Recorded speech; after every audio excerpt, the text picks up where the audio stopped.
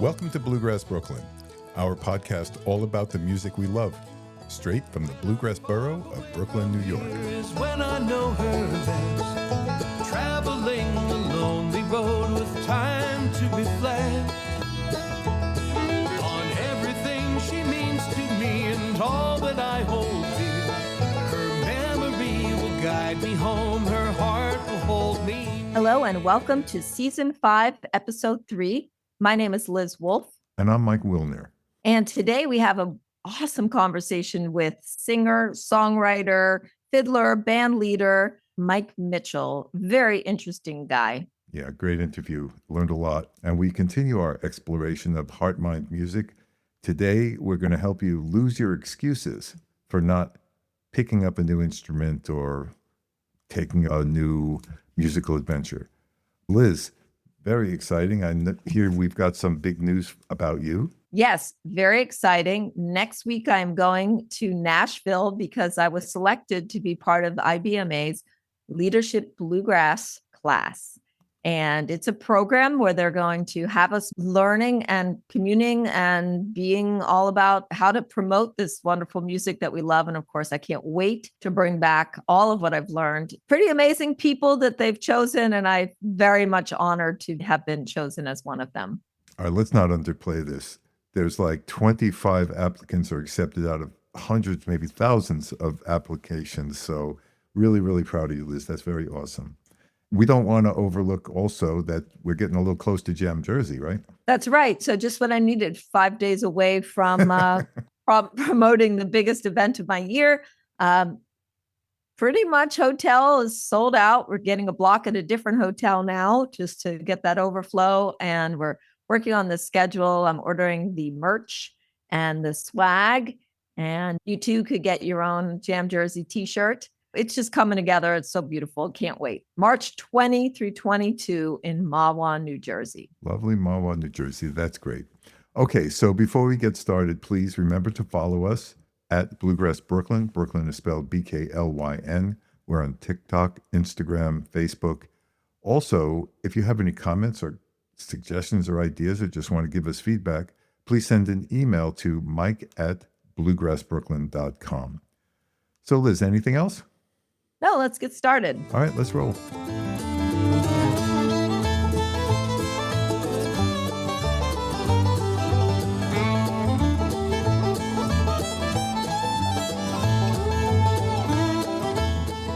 Hi, we're here with Mike Mitchell, frontman of the Mike Mitchell Band, singer, songwriter, and supporter and advocate for bluegrass music.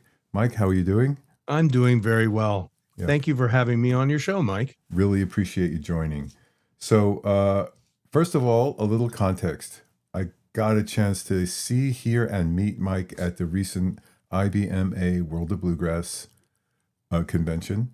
He was a showcased artist, which means he was playing sets around town and also had a spot in the exhibition hall. When you do listen to Mike's music, you'll understand why I was immediately drawn. Incredible vocal harmonies, and my admitted fiddle bias had me kind of awestruck at the fiddling. So all in all, I knew I had to get the chance to meet you, Mike, and to speak with you. First of all, let's find out a little bit about your music. So what would you say the driving theme or vision for the band's repertoire and sound would be? The driving theme for the repertoire and the sound, of course, is songwriting oriented, mostly all original songs and really cool covers that mean something to me. The theme is place and home. It's the sound of where I'm from, and it's the sound of my family. My son is in the band. Cool. And Sydney Christian, who plays mandolin and sings harmony with me, she's been a part of our musical journey since she was 9. She came to us as a grade schooler for music lessons. Our family runs the Floyd Music School. Uh-huh. That's my job. I teach bluegrass music. So we've known her almost all of her life.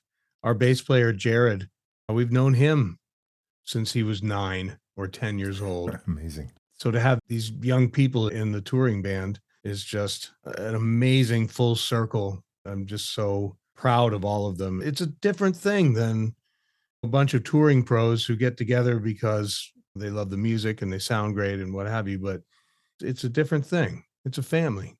That comes through, by the way, the feeling. And I think that's part of what attracted me. First I heard, I said, that sounds great. And then when I got to standing the proximity of the group, it was clear that there was a real tightness there. One of your albums is Fathers and Sons. Is that correct? That is correct. So that was my release, I think, 3 years ago. And you said you have your son in the band. Does that have something to do with the title there? Yes, you picked up on that, Mike. So I'll go ahead and tell the story. Please do. I kind of write themed albums, collection of songs that have similar themes. Right. Fathers and Sons, aptly named, was written and recorded during a time when James wasn't with his dad. He spent a few of his teen years with his mom. Uh-huh. And I missed him terribly. James and I had always played music together. I taught him to play the fiddle and to play the guitar. And yeah, it was during a time when the nature of fathers and sons, the subject of fathers and sons, and the emotional aspect of being a father was really on the tip of my tongue and in the front of my mind. That's how the album Fathers and Sons came together. If you open up the CD jacket, there's a photo of James and I playing our fiddles together, Lovely. twin fiddling. Lovely. Thank you for sharing that. I did want to focus a little bit on your songwriting. You are involved with the songwriting committee at the IBMA. So I've been a songwriting committee member for the past 7 years, since the year I joined IBMA. And it was chaired by Rick Lang, prolific, Grammy-nominated, amazing bluegrass songwriter. And Rick Lang became a mentor of mine and a co-writer, a writing partner, and a great friend. And he and I worked together on the committee until it was time for Rick to retire. And I took over the chair of the committee right after World of Bluegrass 2024. We've really worked hard this year to build a brand for the IBMA songwriters, build a presence. We've started a Instagram and a Facebook. We run a quarterly newsletter, and we're all about serving that constituency within the IBMA and furthering the craft. I think that songwriters who are just getting started or a little bit ways down the road, or many of whom are sitting on the fence or sitting on the sidelines saying, you know, I wish I could write songs, but that process is either a total mystery or totally intimidating. Having a support organization like that is critical.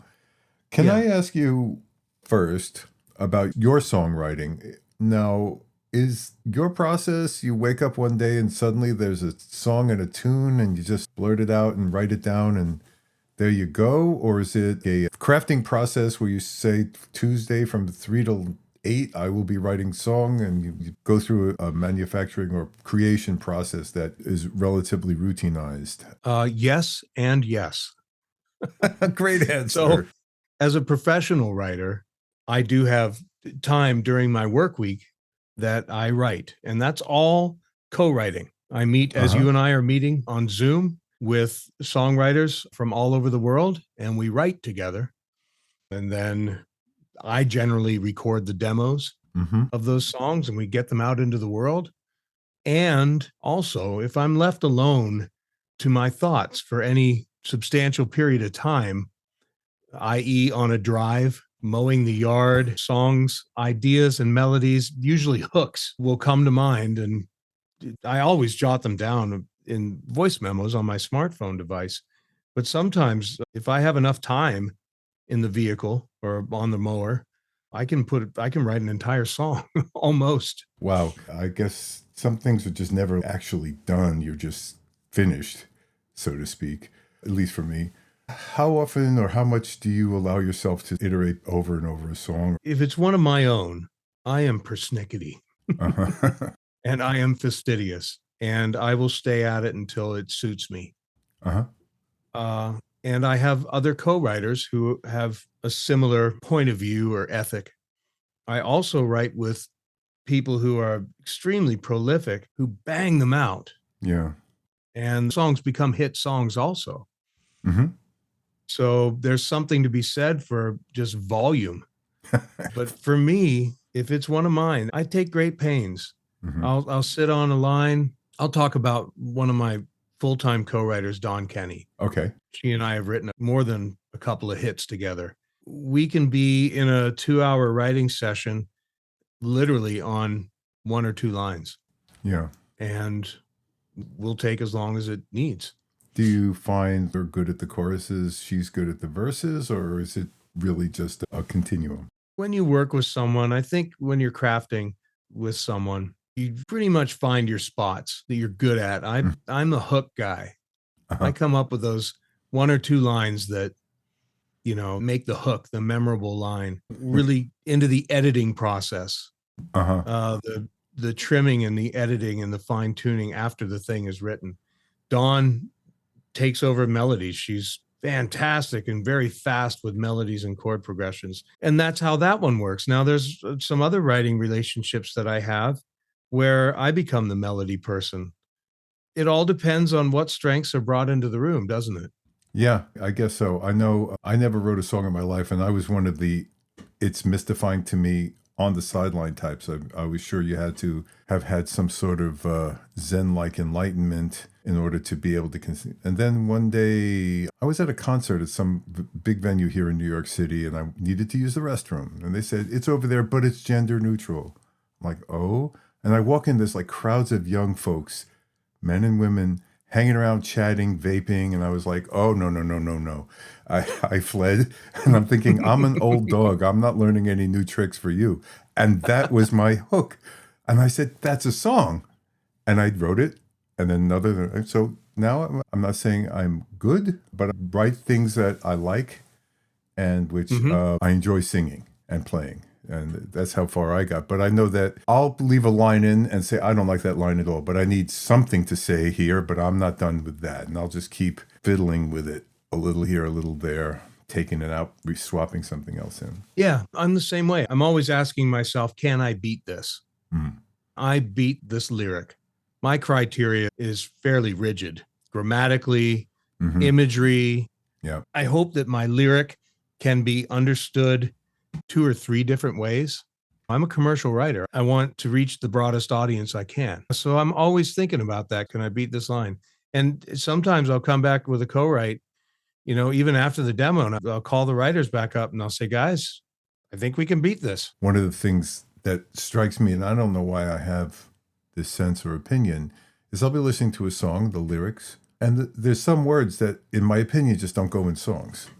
Meaning it's meaningful and it rhymed and it was even rhythmical in that moment, but he's like someone wrote a song and the word establishment or something like that was in there. And it's not a song's word, And I don't know what that sense comes from, but. Well, for me, that would be 4 syllables, which is kind of a deal breaker for me. Yeah. And I'm a singer as well. So I'm always very sensitive to the amount of syllables that I have to put forth.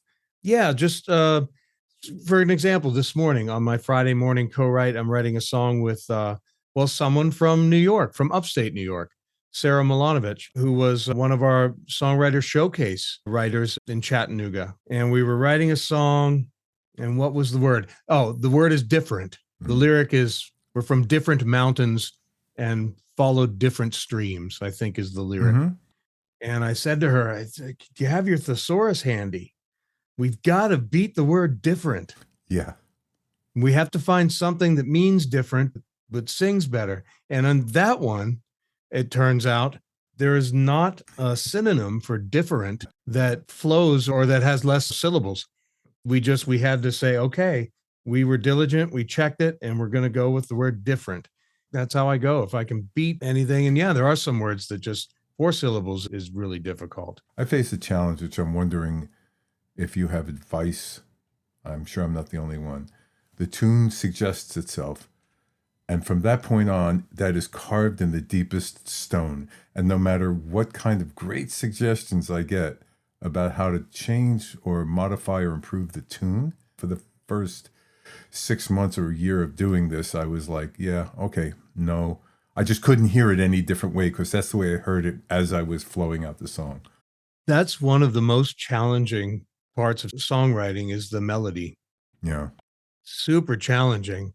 So I've learned over the years to give the words to another writer and say, what melody would you put behind this? Not even recommending a melody. Not even recommending one at all. Huh. Just getting that second opinion. Sometimes I find that, oh, well, I prefer that. And I'm going to go back to the song I was writing this morning with Sarah. So there's a couple of things that I do. If I need to make it bluegrassy, and I'll just tell the little secret, most bluegrass writers or most writers in the bluegrass business were folk songwriters. Not many of us are trad bluegrass writers or even pop songwriters. So I have to ask myself immediately, can I hear a banjo on this? This is one of my little litmus tests in my melodies. Can I hear a banjo playing this melody? And the other thing I ask myself is, can I hear the Bluegrass Album Band performing this song? That is a fascinating idea. You just see if it fits and see if it sounds. And if I can't hear the album band performing this, because the album band, I think, is kind of a textbook on what to do and how to do it. Not that they performed original music at all. I really think that they are a go-to resource for all bluegrass styles and how they can be presented. So if I can hear the album band doing it, I feel good. So yeah, I do change melodies. And then, of course, in bluegrass, as in other styles, there's certain or ways that melodies go. You know, if you take a verse and you've got 4 lines in a verse, the first line should be pretty straight ahead, 3 or 4 notes above and below, and it should dip down at the end. It should go to a lower note at the end of that phrase. The second line in the verse should follow a similar melody or be the exact same melody as the first line, and it should have a high feature at the end. The third line should be shorter, and it should pretty much stay even, not go up or down at the end of its phrase. And the last line will not always be exactly the same as the first 2, but it should be really close to the first 2 lines, 1 and 2. And it should have a dramatic high, or every now and again, depending on the subject matter, if it's a really sad song or some kind of a profound thing, then it can have a dramatic drop. So the very last word in the 4th line of your verse should have some drama to it. So there's ideas on how to structure your melodies for bluegrass. Interesting. So let's use me as a test case, right? I've written some songs. I'm pretty happy with many of them. I sing some of them in jams. Some of them are popular. They're big sing-alongs that people like to hear and expect me to either open or close a jam with. But they're sitting in my songbook, and I don't visualize them going anywhere further than they are now. But I have to think that there's a pathway songwriters follow to potentially have their music evaluated outside of their immediate circle, of their immediate jam circle, and have somebody say, hey, you sent me 12 songs. Those 2 are not bad. Can you get a band together and demo? Talk me through that process. Well, I would say, Mike, that if you're performing your songs in your jam and they're being complimented and requested again, there's a really good sign that you're onto something, my friend. I don't announce it in advance that it's an original. I'll say, let's play Eastern State Penitentiary Blues. Here's the progression, and let's go. And afterwards, I'll mention that's an original, and some really what? Stunned looks. So I'm now encouraged enough to think about what the next steps are. Let's hear what I need to be thinking about. So the next step is, if you want to see it to fruition, you can do a couple of different things. If you're absolutely foolhardy and have a whole lot of extra money that you don't mind parting with. Oh, yeah, sure.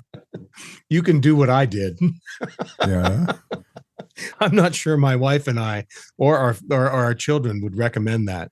You can become your own performing singer-songwriter and go after performances and make your recordings. That's one avenue. So that is, I go ahead and get together a band and get some recording context and record it and then send it to people to listen to or perform it or stuff like that. Well, you're out there performing your own music. You're selling your own product. I see. That's one choice. The other choice is more reasonable, far less expensive, and it's safe. And a lot of writers who aren't already performers or professional level instrumentalists and vocalists, they go this other route where they have their songs demoed. They find someone like me. They send what we call a work tape, which is you playing and singing your song just onto your smartphone device. Mm-hmm. And someone like me records a demo. And then usually that person can help make the introductions for the writer to pitch those demos. So Yeah. you bring 4 or 5 songs to me, 6 or 8 or 10 songs to me, and we do demos, which is not commercial quality. It's really good recording, and it presents the song in fullness, but not in artistic expression. In other words, because, music is subjective. So there's no chances taken. It's not performed like I would cut it on my album or perform it on a stage. And then I would say to you, well, I can hear this artist that I know of sing songs that are like this. This other artist that I know of sings songs that are like another one. I can sort of help steer you to artists. And you say, well, my demo guy, Mike Mitchell, he recommended that I send you some songs, and that's how you go. You send them to artists, you send them to record labels. I'm on the Mountain Fever record label. And then you say, well, I've been working with Mike on some demos. Amanda Cook, can I send them to you? And she most likely would say yes. Interesting. At that point in time, my friend, you are now in sales. Yeah. Some will, some won't. So what? Move on. Yep. You have to have a thick skin. Yep. You have to be really pragmatic, and you have to realize that, yes, all music is subjective. Yeah. And truly, some will, some won't. So what? Move on. Some songs will be put on reserve. An artist will say, I like that. I would like to reserve that. Then there's always a question of how long do you reserve, because the process of recording and releasing commercial music is a long process. Yeah. It can be 3 to 5 years between the writing of the song, the demoing, the pitching, the reserving, and the eventual recording and releasing. Every deal is different, but you have to follow up on your reserves. Sometimes someone will come to me and say, that song of ours that so-and-so's had on reserve, it's been 18 months now. Should we let them still hang on to it, or should we start pitching it again? And I always will say, start pitching it again. Yep. Let's give our song every chance that we can to get cut and get released, and maybe find its way to broadcast, and maybe find its way onto a chart and into people's hearts. Most important. Yeah, most important. Our listeners could not see my eyebrows shoot up and my jaw dropped when you said 3 to 5 years between. Yeah. That's quite a life cycle. It is. Yeah. Wow. It's funny. I was speaking to one of the artists who's a friend of the show and comes on with some regularity, Hillary Hawk, a really great banjo player and songwriter.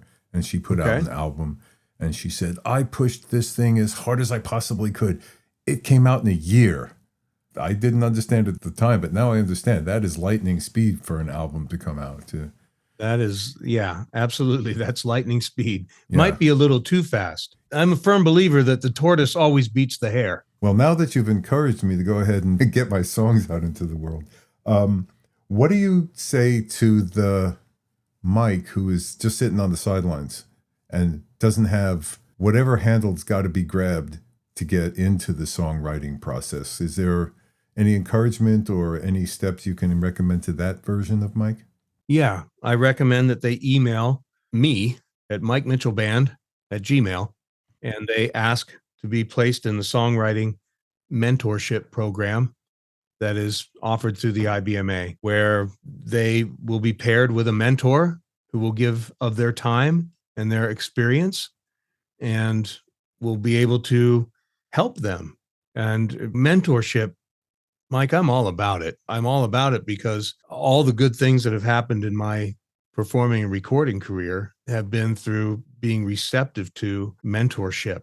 Yeah. Yeah. And that's it. And, some of those people on the sidelines, if they get with a mentor, some of them are going to find out that they're really good They're writing great stuff that's so validating. And some people just needed to hear that because they didn't know. Maybe they don't go to open mic nights or a jam, or, maybe they're otherwise insulated and they're unable to get feedback. They think it's good, but they really don't know. And maybe they're just scared. So a mentor situation is a safe space where someone's going to give you really direct feedback about what you're writing. And some of those writers are going to find out that they've got a lot more work to do. Yep. Now, I feel like putting songs out there makes you very vulnerable, and you have to put your emotions and your life experience and yourself out on the line. How do you cope with that? I mean, you're putting out all this music, and a lot of it sounds and very personal. How do you emotionally handle being that vulnerable to just anybody and everybody in terms of feedback or opinion or whatever? For me personally, I started songwriting at a young age and it was cathartic. And I've always been a performing artist and immediately had positive feedback, which gave me the courage to continue to do so.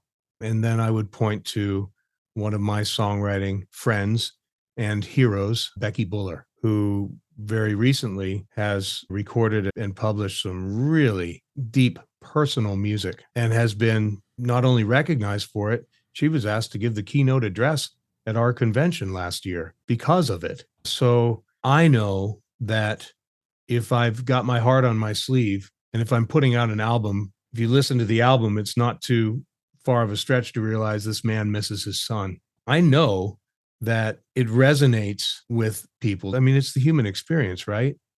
Yeah. So I would say, don't be shy. Everything that you're feeling, your audience feels too. Interesting. And they actually need you to put it into song. They need to be driving down the road, dealing with an emotional or a psychological issue or challenge, and they need to hear someone singing about it. Wow. Thanks for all of that. It's enlightening. Also, while we have you, tell us a little bit about the album that you've got coming out now. The upcoming album is called, of course, it's a themed album. It's Mike Mitchell. Mm-hmm. Yep. It's called Love Songs, Torch, and Bluegrass. Uh-huh. I came up with that title as a little bit of a nod to the troubadours of a century ago, Mm-hmm. who were tireless, town to town singer-songwriters and performing artists. And often they would show up unannounced at a public place, and they would put a sandwich board in front of the door of the public place with their name Uh-huh. and the type of music that they performed. Huh. And one of them would have been Love Songs, Torch, and Blues. That was very common for a troubadour to perform love songs, torch songs, and blues. So that's my little spin on it. Love Songs, Torch, and Bluegrass. And they're all songs of love and of loss and of carrying a torch. And I did it with Darren Aldridge producing and playing the guitar. Yeah. Tim Surratt on bass, Tim Surratt from Balsam Range, and Wayne and Kristen Scott Benson. Yeah. So it doesn't get more bluegrass than that. Nope. That's OG. That's right. I can't wait to hear. That's coming out probably in the second quarter of 2026. Yes. Yeah, it'll be out, I think, in April of 26. Well, Mike, what a pleasure. Thank you so much for taking time. Before I go, let's make sure people know how to find you online and where to look for you on Facebook and Instagram and such. Yeah, it's MikeMitchellMusic.com. And that is really the best place. You can go straight to our Instagram from there, and Facebook. If you're just a diehard Facebooker Yep. with your iPad, then just go to Mike Mitchell Band. Please. Now I feel worse about using Facebook all the time. Alrighty, Mike, again, really appreciate you and appreciate the opportunity for you to share your songwriting wisdom. Mike, it's been my pleasure.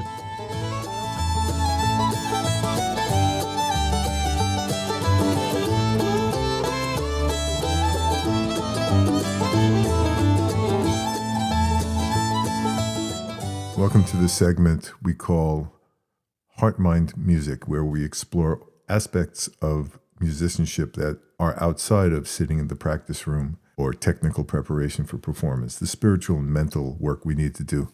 In my interaction with musicians and non-musicians through jamming, I'm always encouraging people, come on, get your guitar, play, try this, try that. And I have heard a number of excuses, reasons why I can't. And I wanted to offer some insights into some of the more frequent ones I hear and ways we can work our way past them or encourage others to work their way past. The first one I typically encounter is it's too late. Oh, I'm too old to pick up a guitar. I'm too old to pick up a banjo.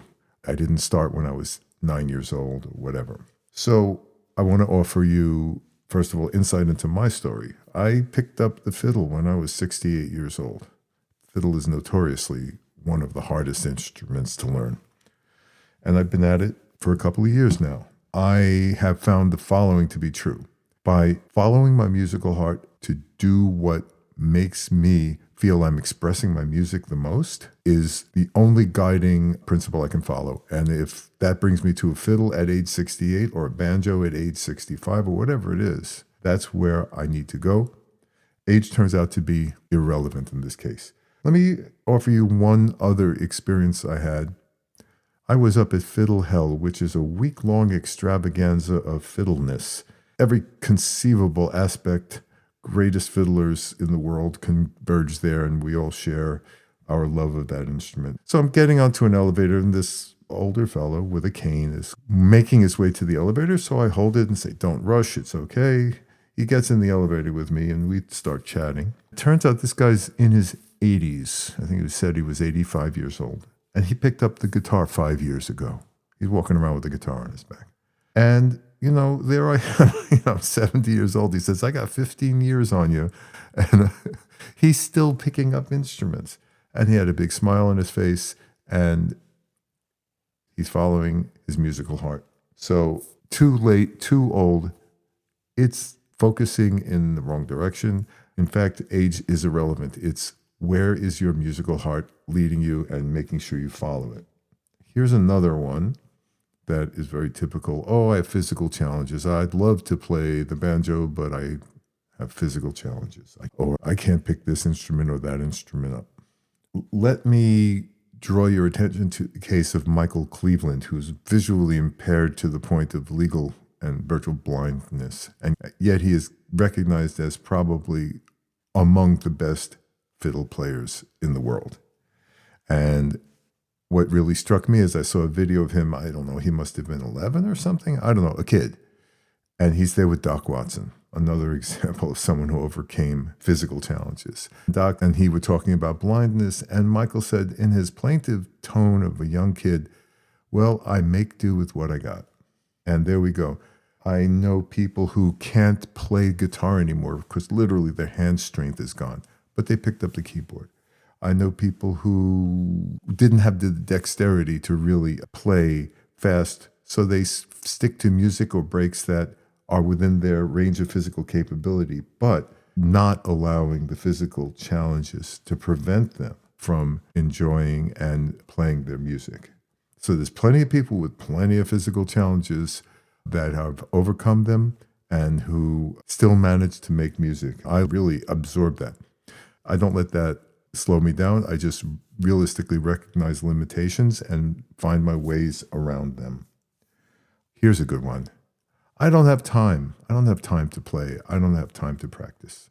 Every high caliber musician I've spoken to says, if you pick up your instrument and enjoy it and express yourself through it and get that feeling of connection for 5 minutes, for 10 minutes, that is the kind of musical nourishment that builds in increments. We're all very busy, but I think we can all find 5 or 10 minutes just to grab the instrument, strum, sing, or whatever you do, and just get that feeling of joy, that feeling of musical satisfaction. The second thing I want to point out that experts in learning, especially those with insights into neurology and how the brain actually functions, will say, and this is from several sources, it takes about 20 minutes of focused learning to have something burn in the brain. The brain starts actually making synapses. It realizes, oh, this guy's doing something for 20 minutes. He actually wants to do it. Let me pay attention and create new neural pathways. So a 20-minute practice session with a little bit of focus and saying, I'm going to learn this particular thing or that particular thing, has impact. Again, I have to think that anybody who's looking to learn an instrument or improve an instrument can find 20 minutes to sit down and strum or pick or bow. And therefore, we don't want to let the idea of not enough time hold us back. The last one I want to explore a little bit is, I'll never get as good as so-and-so. As a banjo player, beginner, for example, if you listen to Earl Scruggs, it's easy to lose hope and say, I'll never play that well. Or as a fiddle player, there's any number of players who just seem to play at a level that is unattainable. I would point out that if you went to Michael Cleveland and say, you're the best fiddle player in the world, he'll say, nonsense, so-and-so, Benny Martin or Kenny Baker, far better than me. I could never play that well. And I'll bet you if you went to Kenny Baker, if he was still alive, and said, you're the best fiddle player in the world, he'd say, nonsense. There's this guy who lives, in rural Kentucky that I used to play with who's so much better than me, it's not even funny, and so on. What this means to me, and I'd like to impart to you, is that keeping the perspective that I'm as good as I am, and my goal is to become as good as I can be, not better than Michael Cleveland, not as good as Jason Carter, but as good as Mike can be. That keeps me from using the excuse of, I'll never get as good as, to hold me back in my musical progress. So here's what I'd like to conclude with. I take the opportunity to encourage people at jams, people who are on the sidelines who haven't jumped in yet, people who have jumped in and seem to be kind of hesitating or stumbling. I always take the opportunity to encourage them and to help them think about these challenges they face in a constructive and productive way. I hope that next time you're feeling like, I have no time, or, my hand hurts, or whatever it happens to be, you'll keep in mind some of the things we discussed here and lose some of those excuses. So thank you for listening to this segment of Heart Mind Music, and we look forward to, and let's keep following our musical heart and finding the joy in music.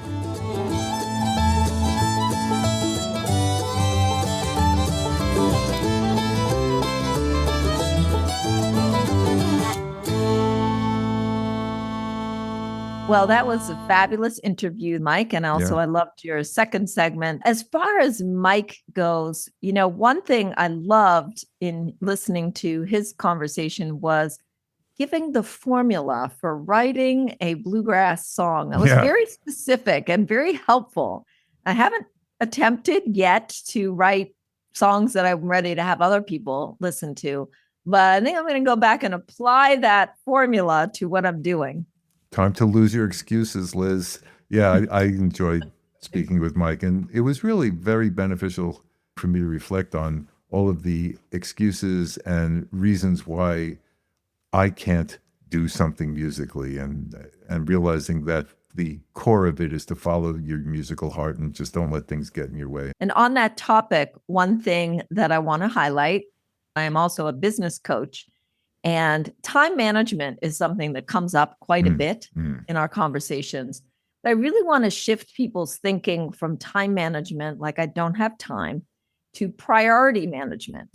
So really what's happening is you're not prioritizing it. Yep. And I know anytime I prioritize something, the time is there. I'm just deprioritizing something else. And I think it's good for us to take a look at what we're prioritizing. Yep. And that losing that excuse of not having enough time. Yeah, absolutely. And in the meantime, please remember to follow us at Bluegrass Brooklyn, Brooklyn spelled BKLYN. We're on TikTok, Instagram, Facebook. You can visit us at bluegrassbrooklyn.com. Please remember to email us, mike@bluegrassbrooklyn.com. We love to hear from you, and we promise we'll respond. Liz, anything else? No, thank you so much for listening. And we do look forward to seeing you around the jam circle. It's a bridge I just can't burn.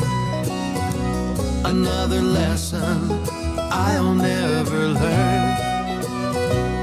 Each time that I leave, I can't help but return to to this bridge. I just can't burn